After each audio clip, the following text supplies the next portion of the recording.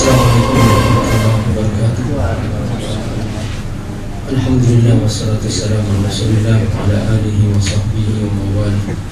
Asyhadu an la ilaha illallah wahdahu la syarika lah wa asyhadu anna Muhammadan abduhu wa rasuluh. Allahumma shalli ala Muhammad wa ala alihi wa sahbihi ajma'in. Wa ba'd.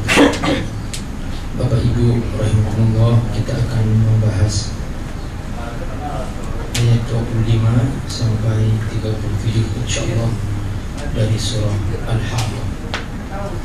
Saya bacakan beberapa ayat berikut, mohon disimak dengan khusyuk. Semoga Allah Subhanahu wa taala memberikan rahmatnya kepada kita. A'udzu billahi minasyaitonir rajim. Bismillahirrahmanirrahim. Wa amma man utiya kitabahu bishimalihi fayaqulu ya laitani lam uta kitabiyah wa lam adri ma hisabiyah ya laitaha kanatil qadiyah ma aghna anni maliyah halaka anni sultaniyah khudhuhu faghulluhu thumma al-jahima salluhu ثم في سلسلة ذرعها 70 ذراعا فاسلكوه إنه كان لا يؤمن بالله العظيم ولا يحض على طعام المسكين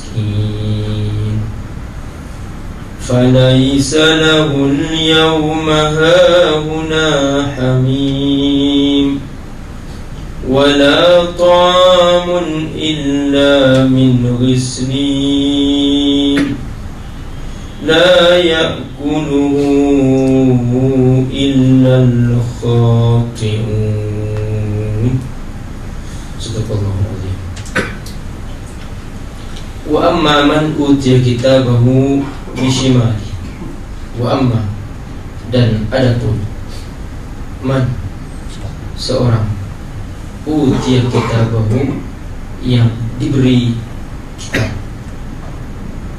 bishimalihi, dengan tangan kirinya, fayaqul, dia berkata, ya laitani lam uta kitabi, ya laitani, alangkah enaknya aku, lam uta, tidak diberikan kepadaku, kitabiyah, kitabku, kitab amal, kitab catatan amal. Di sini penyesalan seorang pendosa yang terlena dengan dunia dan lupa apa tugasnya selama hidup di muka bumi. Dia terlena dengan kesenangan-kesenangan dan dia mengira bahwa apa yang telah dia nikmati dari dunia ini adalah kebahagiaan yang hakiki. Waktu demi waktu dia lewati sia-sia. Pagi bangun mencari harta, sore pulang, dan tidak sempat lagi beribadah kepada Allah Subhanahu wa taala. Sepanjang hari hanya pekerjaannya mengurus harta. Sholat tidak sempat, membaca Quran tidak sempat, beribadah kepada Allah Subhanahu wa taala tidak ada waktu. Membantu orang lemah, tidak punya kesempatan. Begitu seterusnya. Setiap hari yang dipikirkan hanyalah dirinya, isi perutnya. Para ulama mengatakan, man kana syughluhu min ajli batnihi faqimatuhu mithla ma fi batnihi. Orang yang kesibukannya hanya sibuk mengurus isi perutnya, maka harga dirinya sama dengan isi perutnya. Begitu sampai di akhirat, dia menyesal. Mengapa aku hidup lagi? Mengapa kitab amalku ini aku terima dengan tangan kiriku? Jadi ceritanya adalah bahwa Allah Subhanahu wa ta'ala telah men-setting masing-masing orang sesuai dengan amalnya. Pada pertemuan yang lalu kita telah membahas tentang orang-orang yang selama di dunia mereka beramal soleh. Ketika datang kepadanya kitab catatan amal, ketika dia mengangkat tangan kanannya, dia langsung bisa menerimanya. Tapi yang kedua, ketika dia mengangkat tangan kanannya terbelenggu, diangkat lagi tidak bisa, dicoba dipaksa tidak bisa. Akhirnya dengan terpaksa dia menerima buku itu dengan tangan kirinya. Na'udzubillah min dzalik. Inilah yang Allah gambarkan. Wa amma man utiya kitabahu bishimali. Tidak ada yang tertukar. Semua sudah tersetting. Yang men-setting amalnya sendiri. Jadi tangan ini otomatis, yang kanan yang memang tugasnya untuk selalu berbuat baik, untuk melakukan kebaikan-kebaikan. Makanya Allah Subhanahu wa ta'ala suka kepada yang kanan. Innallaha yuhibbut tayammum, kata Rasulullah sallallahu alaihi wasallam. Allah suka kepada yang kanan. Makan pakai tangan kanan, minum pakai tangan kanan, memulai dengan tangan kanan, dan seterusnya. Fa inna syaitan ya'kul bishimalihi wa yashrab bisimalihi. Syaitan makan dengan tangan kirinya dan minum dengan tangan kirinya. Perhatikan, sudah Allah setting. Yang men-setting amalnya. Ketika dia amalnya banyak, maka dia akan selalu terbuka tangan kanannya. Sebaliknya ketika dia sibuk dengan dosa-dosa, sibuk dengan maksiat, maka tersetting otomatis tangan kirinya yang akan bekerja. Kenapa? Karena sudah bergabung dengan golongan syaitan. Inilah yang Allah gambarkan, wa amma man utiya kitabahu bishimali. Karena dia tiba-tiba menemukan dirinya hidup. Tadinya tidak mengira bahwa dia akan hidup lagi. Dia mengira bahwa dunia ini segala-galanya, tidak mungkin hidup lagi, kata dia.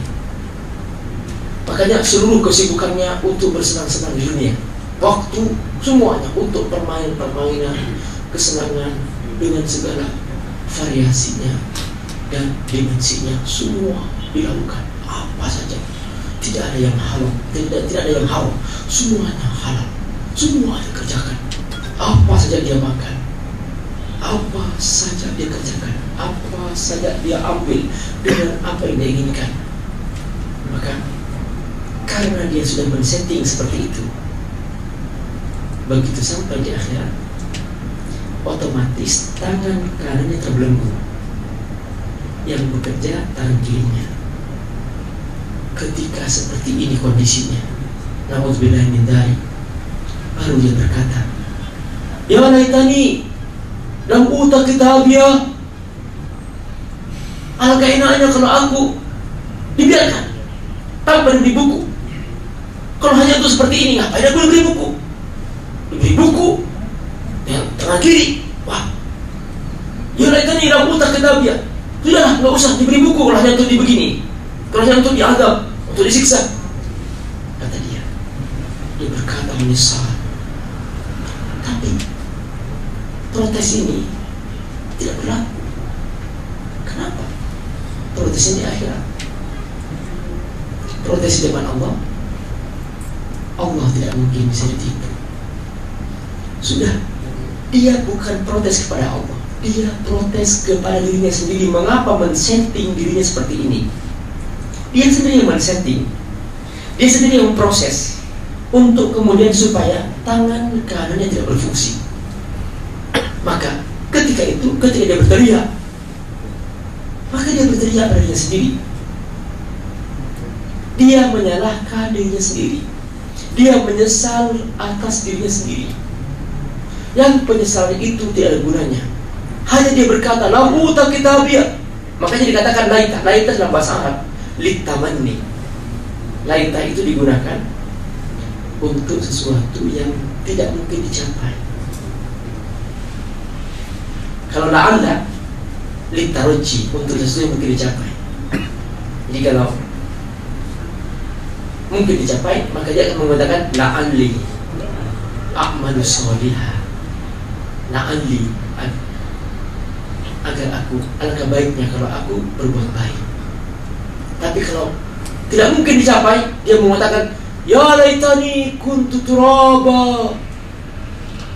Dalam surat An-Naba, kita masih ingat dulu kita pernah belajar bagaimana orang-orang kafir di depan pintu neraka dia mengatakan ya laitani kuntu turaba. Alangkah enaknya kalau aku jadi debu saja. Kenapa aku jadi manusia kalau hanya untuk diazab seperti ini? Di sini dikatakan ya laitani lam uta kitabiyah.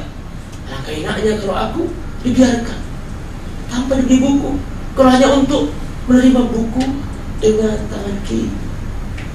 Tidak mungkin dicapai. Ini sudah pasti terjadi. Keinginannya hanya sebuah keinginan yang tidak mungkin dicapai. Ini sudah sistematis. Dia yang men-setting dirinya, maka tidak bisa diubah. Lalu kemudian dia baru ingat. Begitu dia menerima buku dengan tangan kirinya, dia baru ingat masa lalu. Dia ingat ternyata benar. Memang aku di dunia dulu lalai. Gak pernah yakin aku akan dihisab. Gak pernah yakin bahwa aku akan bangkit lagi, aku akan dimintai pertanggungjawaban. Perhatikan di sini mengatakan walam adri ma hisabiyah. Walam adri, aku tidak tahu. Di sini tidak tahu ada dua makna. Tidak tahu karena memang dia selama di dunia tidak pernah belajar. Setiap diajak ngaji tidak mau belajar. Perhatikan Pak, Bu, rahimakumullah. Kita untuk bekerja saja di perusahaan ini, kita diterima karena kualifikasi pendidikan. Ketika Bapak Ibu melamar untuk bekerja di sini, yang pertama kali tanya apa? Apa pendidikan Anda? Apa jurusan Anda? Makanya ketika saya hendak melamar, saya pikir-pikir dulu. Di sini jurusan komunikasi, ijazah saya jurusan tafsir. Ketika saya mau melamar, saya pikir-pikir, masa diterima jurusan tafsir, bekerja di jurusan komunikasi? Apalagi melamar di perminyakan, lain jurusannya. Pasti kan tanya, Bapak jurusan apa? Tafsir Pak. Tafsir apa? Tafsir Quran. Waktu ini perminyakan Pak, maaf itulah Jawa. Ilmu itu menjadi syarat utama. Nah, dia selama di dunia tidak belajar jalan ke surga. Sudah tidak punya waktu untuk belajar. Ketika ada pengajian tidak belajar lagi, merasa sibuk lagi, dan seterusnya. Kesempatan yang Allah berikan diabaikan begitu saja. Ya sudah, walau adri ma hisabi. Akhirnya aku tidak tahu bahwa aku akan dihisab seperti ini. Akibatnya aku lalai. Ini yang pertama. Mana kedua? Walam adri ma hisabi artinya bahwa dia memang lalai. Dia tahu ada akhirat, dia tahu akan dihisab, tapi dia sengaja memang melanggar. Akhirnya kesengajaan demi kesengajaan membuat hatinya tertutup. Ketika hati tertutup, telinga tertutup, mata tertutup, akhirnya dia tidak bisa menerima kebenaran, bahkan menjadi tidak tahu. Walam adri ma hisabiyah. Inilah makna ayat khatamallahu ala qulubihim wa ala sam'ihim wa ala absarihim ghishawatun wa lahum adzabun adzim. Dari perbuatan yang terus menerus berbuat dosa, sibuk dan maksiat, maka akhirnya hati menjadi keras dan tertutup. Karena hati tertutup, telinga juga ditutup. Telinga ditutup, mata ditutup juga. Akhirnya tidak bisa menerima kebenaran. Lalu dia berkata, walam adri ma hisabiyah, maka aku tidak tahu akan dihisab. Akhirnya dia merasa benar, sekalipun sebenarnya tidak pernah ikut Allah Subhanahu wa Ta'ala. Dia merasa tidak bersalah, padahal setiap hari berdosa. Perbuatan dosa yang dikerjakan dianggap sesuatu yang sah-sah saja. Sekalipun setiap hari berbuat dosa, berbuat maksiat dengan tanpa batas, dianggap itu biasa saja. Saya seringkali dapat SMS, ada seorang curhat. Dia tanya, Pak Ustaz, saya sudah terlanjur jadi wanita kotor, Pak Ustaz.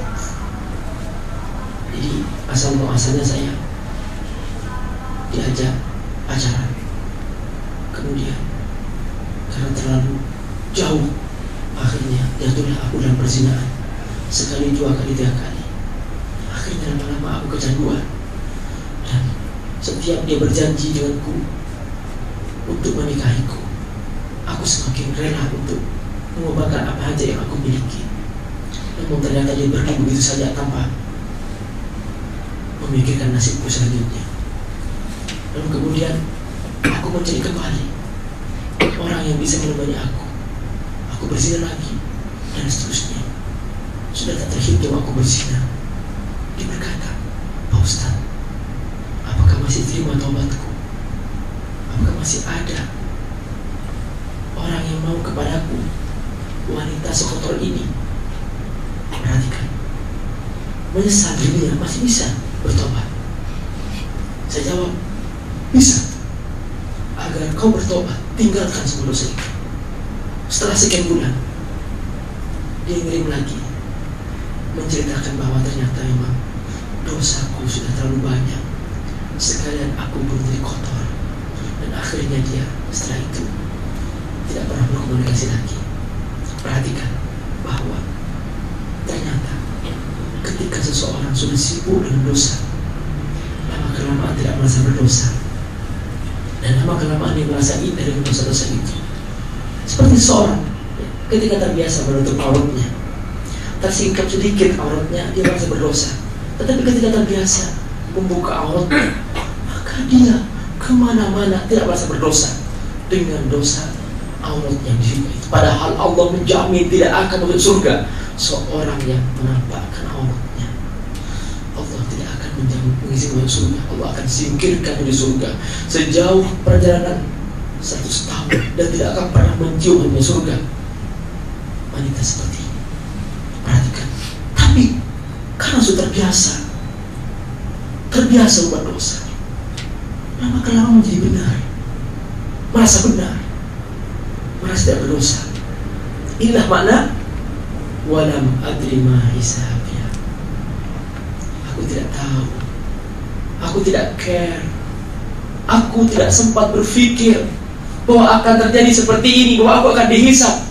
Walam adri ma hisabiyah, aku tidak tahu akan dihisab seperti ini. Lalu dia berangan-angan yang kedua. Setelah angan-angan yang pertama tidak tercapai, dia berangan-angan lagi. Ya laitaha kanatil qadhiyah. Ya laitaha, alangkah indahnya kalau kematianku yang pertama tadi itu kanatil qadhiyah. Al-qadhiyah artinya al-khadiyah, artinya pemutus yang tidak mungkin terulang kembali. Artinya cukuplah kematianku itu kematian terakhir.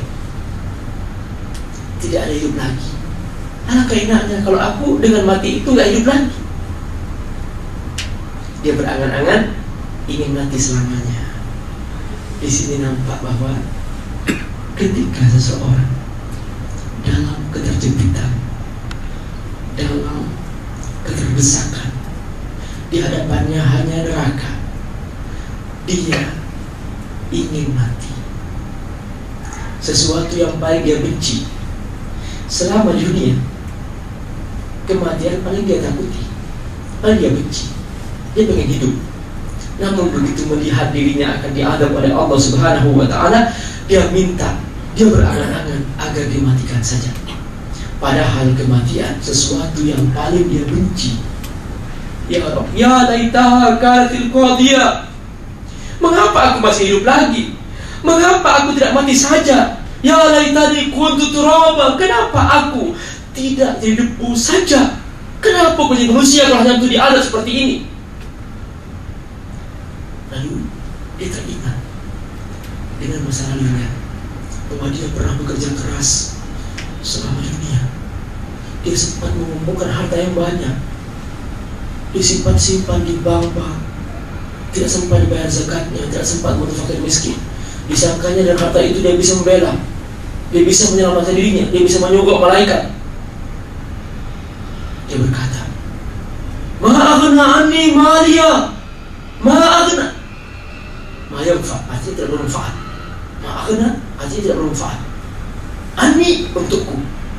Maliya, hartaku. Artinya, mana hartaku? Aku sudah capek-capek mengumpulkan, berjam-jam, berhari-hari, bahkan aku telah bekerja keras. Kok tidak membela aku? Mana? Ma'aghna anni maliya. Kemana hartaku itu? Harta hanya berlaku semasih di dunia. Ketika sampai di akhirat, nggak berlaku lagi. Kok akan ke akhirat? Harta kita, kalau kita mau pindah ke negara lain, kita harus transfer. Kita mau pergi ke Malaysia, rupiah yang kita punya nggak laku, harus transfer dulu ke ringgit, baru berlaku di sana. Kita mau pergi ke Saudi, mau pergi umroh, harta kita yang rupiah tidak berlaku. Kita belanja pakai rupiah nggak laku, transfer dulu ke rial, baru laku. Nah, apalagi ke akhirat, harta yang kita punya, yang kita simpan-simpan, tidak berguna. Ma'aghna anni maliya. Maka apa yang kita punya sekarang, itu baru bermanfaat, itu baru bisa membela kita ketika kita menjadikan amal. Makanya satu hari Rasulullah SAW, dia memanggil kerabat-kerabatnya. Dia panggil Abdul Muttalib, Bani Abdul Muttalib, dia panggil Bani Hashim, dia panggil semuanya. Dia mengatakan, ya Bani Hashim, wahai kerabatku Bani Hashim, wahai kerabatku Bani Abdul Muttalib, lastu mas'ul ankum yaumil qiyamah, di hari kiamat, aku sekalipun kerabat kamu, aku tidak bisa membela kamu. Kamu tidak bisa mengatakan bahwa aku kerabat Muhammad. Kau ceritakan kepada Allah, aku kerabat Muhammad, aku masih keluarga Muhammad, tidak bisa berguna. Yang berguna adalah amalmu. Allah panggil, Rasulullah SAW panggil putrinya Fatimah. Ya Fatimah binti Muhammad, wahai Fatimah putri Muhammad, is'alini min mali, silahkan kau minta kepadaku harta, aku ayahmu, silahkan. Lastu masuk akhir kiamat, tapi di hari kiamat aku tidak bisa membela kamu, aku tidak bisa membantu kamu, hanya amalmu yang bisa membantu kamu. Maka di sini yang ingin tegaskan adalah bahwa hanya amal yang bisa berlaku. Wa qul i'malu fasayarallahu amalakum wa rasuluh. Beramallah, yang akan Allah hisab adalah amal, yang akan Allah hitung adalah amal. Mana amalnya? Tidak bisa kita beralasan, ya Allah, aku ini seorang direktur perusahaan fulan, aku tidak sempat ya Allah, aku sibuk ya. Alasan demi alasan, silahkan kumpulkan semua itu. Kalau tidak memenuhi syarat, akan melemparkan ke neraka. Perhatikan di sini. Halaka anni sultaniya. Halaka, hancur. Anni, dariku. Sultaniya, kekuasaan. alasanku atau kekuasaan. Jadi ada dua makna. As-sultan ada al-hujjah atau as-sultan al-jah. Di sini bahwa artinya adalah alasan yang dia bikin-bikin. Karena tidak semua seseorang menjadi raja. Ada manusia biasa, maka dia mungkin tidak punya kekuasaan. Maka yang berlaku seringkali alasannya. Dia punya alasan. Diajak ngaji, aduh aku sibuk. Dia bangun, ayo, aduh aku pusing. Silahkan kumpulkan semua alasan itu. Ketika sampai di sana, ternyata semua alasan itu tidak diterima oleh Allah Subhanahu wa Ta'ala. Ada seorang, ya, dia beralasan, Pak Ustaz, kayak saya nih Pak Ustaz, nggak merasa penting baca Quran Pak Ustaz. Kenapa? Kenapa? Dia jawab, saya bidang saya bukan baca Quran Pak Ustaz. Saya bukan Ustaz. Saya kan bidang IT saya Pak Ustaz. Jadi, terus Bapak gimana nanti olehnya oleh Allah? Kenapa kau tidak bisa baca Quran? Menjawab, ya Allah, bidangku bukan Quran, bidangku IT. Gitu jawabannya. Allah menerima alasan seperti itu? Tidak ada alasan seperti itu. Semua hamba Allah harus menghambakan dirinya kepada Allah Subhanahu apapun profesinya. Jangan sampai cari-cari alasan. Termasuk juga orang-orang yang berkuasa, diberi kuasa oleh Allah SWT. Di dunia dia dijaga, dibaiki dengan pasukan-pasukannya. Ketika sampai di akhirat, dia ternyata ditolak pada Allah Subhanahu wa Ta'ala. Mana pasukanku? Mana jabatanku? Halaka anni sultaniya. Aku telah capek-capek mengejarnya. Aku telah menyogok fulan hanya untuk mencapai kekuasaan ini. Dan aku sudah habis sekian triliun untuk mencapai kekuasaan ini. Ternyata kok tidak bisa membela aku. Halaka anni sultaniya. Makanya nanti di padang mahsyar Rasulullah SAW pernah menceritakan bahwa benar pemimpin itu mempunyai posisi sendiri di dalam akhirat, tetapi kalau dia berbuat adil. Jadi di padang mahsyar ketika manusia menunggu yang sehari sama dengan 50.000 tahun di dunia, fi yaumin kana miqdaruhu 50 alf sanah, dan matahari mendekat dan tidak ada seorang pun yang bisa melindungi saudaranya. Yauma la zilla illa zilluh. Ada sekelompok orang yang oleh Allah Subhanahu wa Ta'ala dilindungi dari terik yang sangat panas. Yauma la zilla illa zilluh. Di antara mereka adalah al-imamul adil. Tetapi dia bukan karena kekuasaannya, bukan karena posisi keimamannya, tapi posisi bahwa dia berbuat adil, berbuat jujur, berbuat demi kepentingan rakyatnya, demi orang-orang yang dia tanggung. Terserah pemimpin perusahaan, pemimpin negara, provinsi, desa, semua itu ada pertanggungjawaban di sisi Allah Subhanahu wa Ta'ala. Dan ada manfaatnya kalau dia dengan kepemimpinannya dia berbuat baik, berbuat adil. Namun kalau hanya sekedar dia mengandalkan bahwa dia sebagai seorang pemimpin, maka dengan kekuasaan itu dia kemudian mengandalkannya bahwa dia akan hebat, akan selalu terjaga seperti di dunia dulu, di backing dengan polisi, dijaga dengan pasukan. Oh, itu tidak. Sampai di sana tiba-tiba dia menemukan dirinya sendirian. Halaka anni sultaniya. Dia ternyata tidak bisa membela dirinya. Seketika pada saat dia sudah putus asa, tidak punya harapan lagi untuk membela dirinya, tidak punya jalan keluar lagi, akhirnya Allah Subhanahu wa Ta'ala memerintahkan malaikat Az-Zabaniyah untuk menyeret mereka. Khuduhu fagullu, seret. Khuduhu, seret dia. Fagullu, belenggu, ikat dengan ikatan yang Tsummal jahim sallu. Kemudian lemparkanlah. Sallu artinya adkhil, lemparkanlah al-jahim ke dalam neraka jahim.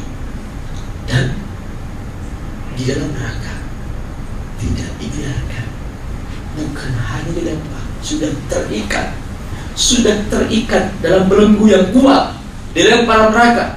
Ternyata di neraka tidak dibiarkan, masih dibantai lagi dengan ikatan-ikatan yang lebih besar lagi, yang lebih kuat lagi, yaitu dengan rantai.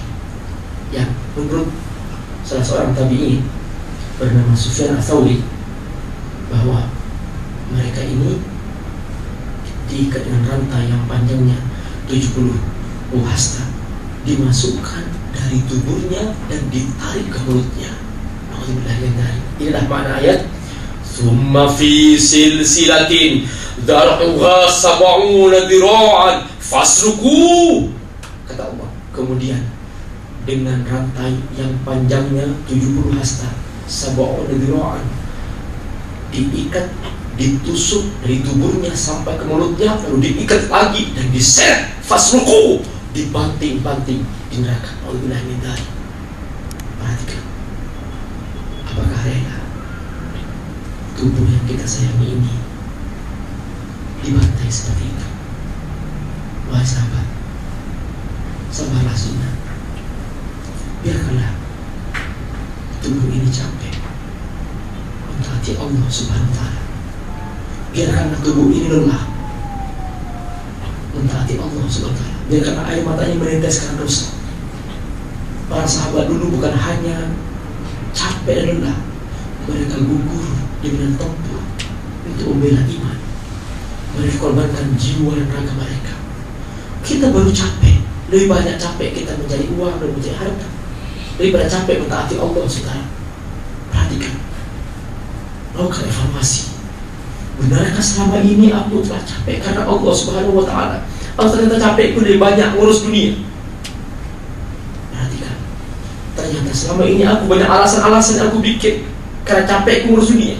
Dulu Rasulullah SAW bersama sahabat-sahabatnya, mereka sholat tahajud sampai pun kaki mereka hatta tawarrabat arjulahu. Begitu disebutkan dalam sebuah riwayat bahwa ketika diturunkan surah Al-Muzammil, ya ayyuhal muzammil qum ila qalila, itu semua sahabat mereka saat malam hatta tawarrabat arjulahum, sampai pun kaki mereka.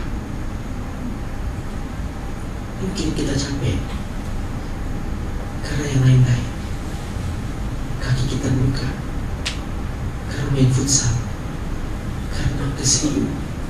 Kalau karena tahajud kayaknya agak sulit kayaknya. Perhatikan, subhanallah. Ya Allah, semoga Allah mengampuni kita semua. Ya Allah, subhanallah, perhatikan. Lalu Allah menyebutkan alasannya, menyebutkan sebabnya. Kenapa mereka masuk neraka? Kenapa mereka menerima bukunya dengan tangan kanan, dengan tangan kiri? Kenapa? Allah sebutkan dua alasan. Alasan pertama, dia tidak memenuhi hak Allah. Alasan kedua, dia tidak memenuhi hak makhluk. Jadi ternyata ada dua yang harus kita penuhi. Hak Allah kita harus penuhi, dan hak makhluk kita penuhi. Kalau salah satunya hilang, dijamin masuk neraka. Kalau hanya Allah dipenuhi tapi makhluk diabaikan, masuk neraka juga. Atau makhluk dipenuhi tapi Allah diabaikan, masuk neraka juga. Perhatikan apa kata Allah. Pertama, innahu kana la yu'minu billahi azim. Dia tidak beriman kepada Allah yang Maha Agung. Beriman maksudnya tidak patuh, tidak ikut apa kata Allah. Karena iman itu artinya patuh, percaya. Jadi percaya itu patuh. Seorang percaya dokter, maka dia patuh ikut dokter. Ketika sakit kata dokter, bapak dia amputasi, ikut amputasi. Bayar, itu patuh namanya. Kalau sudah bayar, nggak mau bayar, itu nggak percaya. Masa kalau Allah bayar zakat nggak bayar, hindari zina, berzina, itu iman apa seperti itu? Innahu kana la yu'minu billahi azim. Yang kedua, penuhi hak makhluk. Hak makhluk. Wala yahuddu ala ta'amil miskin. Dan tidak saling membantu. Yahud artinya mendorong. Tidak saling mendorong untuk memberikan makan miskin. Di sini ada hal penting, bahwa tugas kita terhadap fakir miskin bukan sekedar mengasihkan ini dia 2.000, ini 1.000, bukan hanya itu. Kata Allah, yang paling penting yahuddu ala ta'amil miskin, kamu bersinergi untuk mengentaskan mereka dari kemiskinannya, jangan sampai mereka minta terus. Jadi ini makna wala yahuddu ala ta'amil miskin, bahwa tugas kita bukan sekedar memberi, tapi lebih daripada itu, entaskan dari kemiskinannya. Bergeraklah untuk itu, lakukan suatu kegiatan bagaimana orang miskin terentaskan. Dulu di zaman Khalifah Umar bin Khattab radhiyallahu anhu dan di zaman Khalifah Umar bin Abdul Aziz, ini puncak keemasan Islam, karena waktu itu sudah Islam menyebar ke seperempat dunia dan harta zakat sudah masuk ke Baitul Mal yang saking melimpahnya, sampai Umar mencari orang-orang fakir miskin di kampung-kampung. Siapa tahu ada yang masih butuh zakat. Umar menggendong sendiri, Umar keliling dari rumah ke rumah, ketok pintu, mana itu zakat? Siapa mau zakat? Semua menjawab, la ya Umar, kafana. Terima kasih Umar, sudah cukup kami. Dari rumah ke rumah, Umar ngecek, tidak ada satu pun yang butuh zakat. Umar kembali ke Baitul Mal dan harta utuh tidak berkurang sedikit pun. Subhanallah, perhatikan. Ketika sebuah sistem berjalan dengan baik, yahuddu ala ta'amil miskin, berpikir bagaimana mengentaskan mereka dari kemiskinan, bagaimana supaya mereka yang tadinya wajib menerima zakat, mereka tidak butuh zakat lagi. Bagaimana caranya? Ini dia yang kita harus pikirkan. Kata Allah, wala yahuddu ala ta'amil miskin. Maka kita harus mengentaskan ini makna dalam hidup kita. Setelah itu Allah Subhanahu wa ta'ala menyebutkan beberapa model adab. Yang pertama, adab psikologis. Kedua, adab fisik. Adab psikologis diantaranya adalah Allah biarkan dia tanpa kawan, sendirian. Seorang sendirian, kesepian, tersiksa. Dibiarkan dia ketemu dengan kawannya, tidak disapa, sendirian. Tidak ada yang menyapa, mau mengadu pada siapa, siksa demi siksa itu berlanjut. Dia tidak punya kemana. Falaisa lahul yauma hahuna hamim. Falaisa lahul yaum, maka dia tidak punya lahu baginya al yaum. Artinya maksudnya di hari ini, di hari alam akhirat. Hahuna, di sini, di tempat ini, di neraka. Hamim, kawan dekat, kawan yang dia selama di dunia bersama dengannya, tidak ada yang membela, tidak ada yang bantu. Datang kepada anaknya, datang kepada saudaranya, wah aku saudara kamu, aku pengen bantuan dong. Kamu masya Allah rajin waktunya, kamu rajin ngaji, pahala kamu banyak, aku dah lagi dong. Aku habiskan waktunya untuk ngobrol, sia-sia. Tolong dong, bantu pahala. Berkata kawannya, nafsi, diriku. Saudaranya juga berkata demikian. Anaknya ditanya oleh ibunya, wahai anakku, aku ayahmu, aku ibu. Aku telah capek mengandungmu, aku telah capek menjagamu, tapi aku karena saking capek mengurus kamu, aku tidak sempat beribadah kepada Allah. Aku habiskan waktu hanya mengurus kamu. Aku tidak sempat baca Quran, aku tidak sempat ibadah kepada Allah, aku tidak sempat sholat. Yang gara-gara itu aku hanya sibuk dengan kamu. Bantu aku dong pahala. Mana bagi-bagi pahala? Nafsi, diriku. Lalu dia datang seorang istri kepada suaminya, wahai suamiku, engkau orang baik, engkau sering kali, masya Allah, amal kamu banyak. Aku di rumah menunggu kamu, pekerjaanku hanya nonton TV, nonton hiburan, habis waktu untuk itu, aku sia-sia. Tolong membantu pahala. Datang anaknya, wahai ayah, bantu aku. Dia berkata, nafsi, diriku. Yauma yafirrul mar'u min akhihi wa ummihi wa abihi wa sahibatihi wa banihi likulli imri'in minhum yauma idzin sya'nu yuni. Allah gambarkan dalam surah Abasa lengkap cerita ini semuanya. Falaisa lahul yauma hauna hamim. Tidak punya kawan, tidak punya saudara, sendirian dalam kondisi kesendirian seperti ini. Inilah hantaman psikologis. Kemudian hantaman fisik, segi makanan. Wala tu'amun illa min ghislin. La tu'am, la tu'am. Perhatikan kata la tu'am. Tidak ada makanan sama sekali. Illa, kecuali. Berarti ini makanan pokok. Ini makanan pokok. Tidak ada pilihan lagi. Wala tu'am, la tu'am. Seperti la ilaha, tidak ada Tuhan, tidak ada yang pantas dituhankan illallah, kecuali Allah. Artinya yang lain bukan Tuhan, hanya makhluk. La tu'am, tidak ada makan sama sekali, tidak ada pilihan sama sekali. Illa, kecuali ghislin, kecuali ghislin. Disebutkan apa? Sodidam, darah yang meleleh, darah busuk yang meleleh. Min juruhi ahli nar, dari luka-luka penghuni neraka yang busuk. Wa furujiz zinat, dan dari kemaluan wanita penzina. Dan kemaluan yang busuk itu mengalir darah busuk lalu diminumkan kepada penghuni neraka. Wala tu'amun illa min ghislin. Inilah makna ghislin yang disebutkan oleh para ulama tafsir sebagai darah yang mengalir, darah busuk yang mengalir, luka yang busuk karena siksaan, karena pukulan, pecah, ganti kulit, hancur, semua.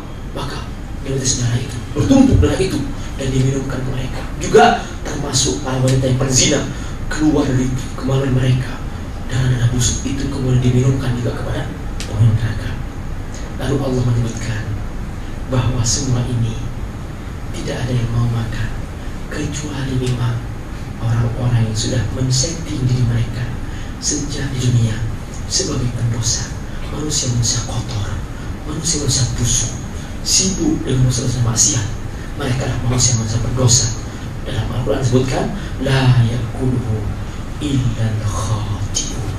Tidak ada yang mau makan ini kecuali manusia pendosa, manusia yang sibuk dengan maksiat, dan manusia yang sibuk dengan kebusukan dan keburukan yang Allah benci. Inilah Bapak Ibu Allah, gambaran cuplikan dari para pendosa yang selama di dunia merasa benar, merasa tidak berdosa, tidak bersalah, hidup di bawah langit Allah, di atas bumi Allah, minum air ciptaan Allah, makan buah-buahan dari Allah, perbuatannya hanya melalui Allah Subhanahu wa ta'ala. Inilah manusia yang tidak tahu diri, dikasih oleh Allah aturan, tidak patuh kepadanya. Alhamdulillah min dzalik. Mari kita segera mengingat masa kita segera minta ampun kepada Allah Subhanahu wa ta'ala, dan jangan sampai terulang kembali apa yang telah berlalu dari masa lalu yang tidak bermakna. Ayo kita isi sisa hidup yang masih ada ini dengan kebaikan-kebaikan. Jangan mengira bahwa kita masih muda, kita masih punya usia panjang. Tidak. Banyak orang tiba-tiba mati. Hari kemarin di pagi hari orang itu masih sehat, berolahraga. Tiba-tiba siang hari dia sudah meninggal dunia dan dikuburkan oleh saudara-saudaranya dan kerabat-kerabatnya. Tidak menyangka bahwa kuburan akan terus memasuki jatah hidup kita yang telah mengakhiri semua yang kita miliki. Karena itulah Allah, segeralah kita kembali kepada Allah dan berdoa kepadanya. Semoga Allah mengampuni kita semua. Semuanya bila istighfar 3 kali. Astagfirullahaladzim. Astagfirullahaladzim. Astagfirullahaladzim. Subhanakallahumma bihamdik, asyhadu an la ilaha illa anta, astaghfiruka wa atubu ilaik. Wassalamualaikum warahmatullahi wabarakatuh.